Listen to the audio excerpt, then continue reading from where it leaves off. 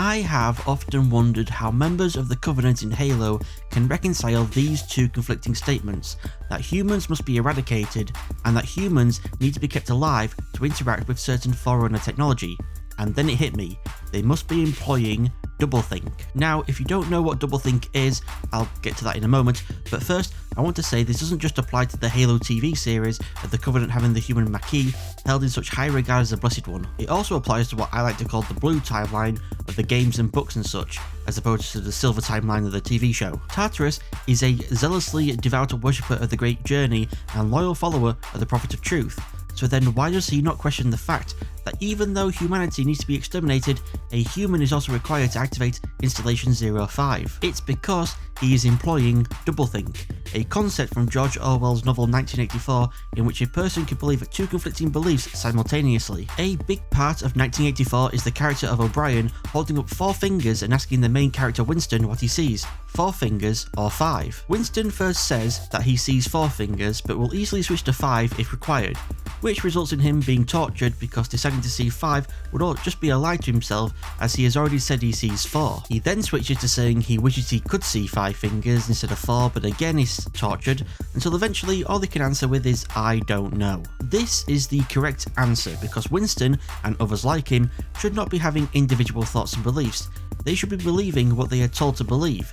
If one day they are told 2 + 2 = 4, then it does. But if the next day 2 + 2 also equals 5, then they should believe that also and believe that they have always believed that. Tartarus is told by Truth one day that humanity needs to be wiped out, but then the next day is told humans are also required to activate Halo to start the Great Journey. 2 conflicting statements he accepts because he is not meant to have beliefs of his own, he is meant to believe what Truth tells him to believe. And speaking of Truth and Doublethink, this leads us nicely into the Doublethink nature of the title of this hierarch. In 1984, there is a location known as the Ministry of Truth that actually does the opposite of truth by spreading lies via changing history, creating history, and erasing history. However, it is aptly named because these lies are then deemed what is actually true. One day, Oceania is at war with Eurasia, the next they are at war with East Asia. Oceania had always been at war with East Asia. The Ministry of Truth's main purpose, alongside the other ministries of peace, plenty and love, which deal with war, poverty and brainwashing, is to ensure the leaders of Oceania, the inner party, remain in power by making it so those most likely to overthrow them, the outer party, will not, and that those that could be used by the outer party to overthrow the inner party, the proles, cannot. This pyramid hierarchy is also employed by the Covenant. The prophets are the inner party with the hierarchs at the very top of the pyramid, the outer party are the elites and brutes as they are the most likely to overthrow the prophets, and the rest of the Covenant, the grunts, jackals, drones, hunters and engineers are the proles, who will be used by the outer party to overthrow the inner. And as well as being the very top of the pyramid, the Prophet of Truth also represents the Ministry of Truth. Before he straightened in his throne, the Prophet of Truth took a moment to consider the irony of his announcement. According to tradition, he could have picked any name he wished from a long list of former hierarchs. Most of the names would have been quite flattering, but ultimately the name he chose was the one that carried the greatest burden, the one that would always remind him of the lies he must tell for the good of the Covenant, and the truths he must never speak. To ensure the continued survival of the Covenant, the Prophet of Truth lies to them by omission by keeping it secret that humans are reclaimers, and lies to them outright that the extermination of every single human is the will of the gods. The Covenant is at war with humanity. The Covenant had always been at war with humanity. The Prophet of Truth also enacted the changing of the guard, replacing elites with brutes, rejecting the long history of the elites protecting the prophets, and the writ of union which created this relationship.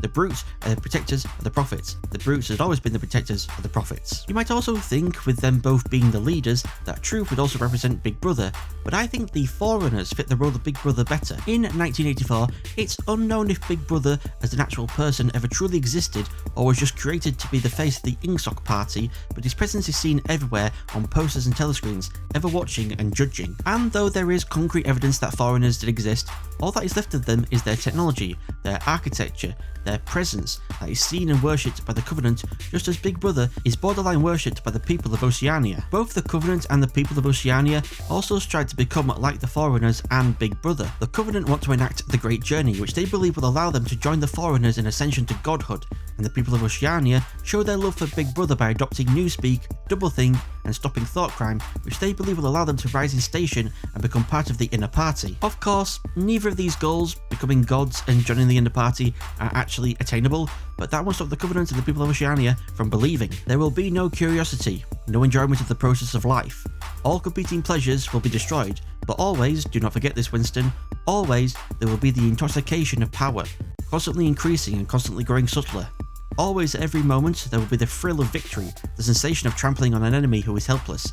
If you want a picture of the future, imagine a boot stamping on a human face forever. As well as this quote applying to the hopeless struggle of the Covenant and the people of Oceania for power, it can also apply to the Flood. As the power of the Flood increases, so too is curiosity, the enjoyment of the process of life, and all competing pleasures destroyed. The Flood wishes to consume all, to make all life in this galaxy, and the next, and the next, and eventually the entire universe into one, removing all sense of individuality, of self, to the point there is no uniqueness, no division, no free will, only Flood. The Flood is essentially Newspeak, a language created by the party and specifically designed to restrict vocabulary and remove any possibility of self-expression, to discourage individual thinking, aka thought crimes. When everyone can only express themselves in one specific way, then there's no differentiation between people, they are all essentially one and the same. You could also connect the Flood and the Ministry of Love together, in that the Ministry of Love actually deals in capturing and converting criminals into loving Big Brother via torture and brainwashing.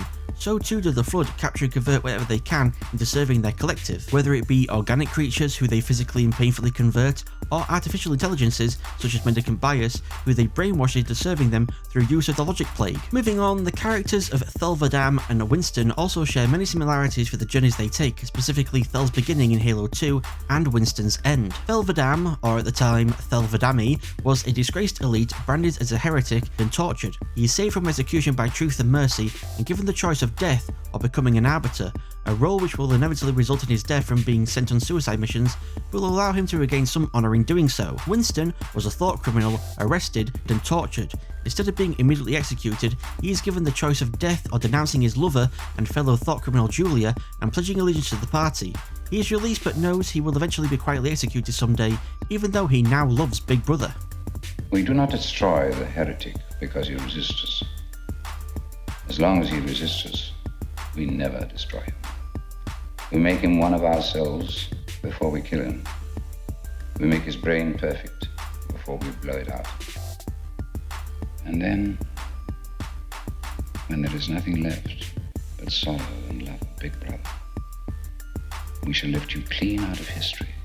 The last statement, "we shall lift you clean out of history," refers to the historical revisionism of the party and how they can make any person an unperson, essentially erase them from history entirely. Nothing will remain of you, not a name in a register, not a memory in a living brain. While those elites that became arbiters were not unpersoned to this extreme, it is interesting that Thelvadam is rarely called by his actual name anymore. Despite no longer considering himself an arbiter but just a simple Khaidon, many people from all races still refer to him as the Arbiter, which in its own way is a kind of unpersoning. And that's as many parallels and similarities as I can think of between Halo and 1984. If you can think of any others, let me know in the comments below. Thank you all so much for watching.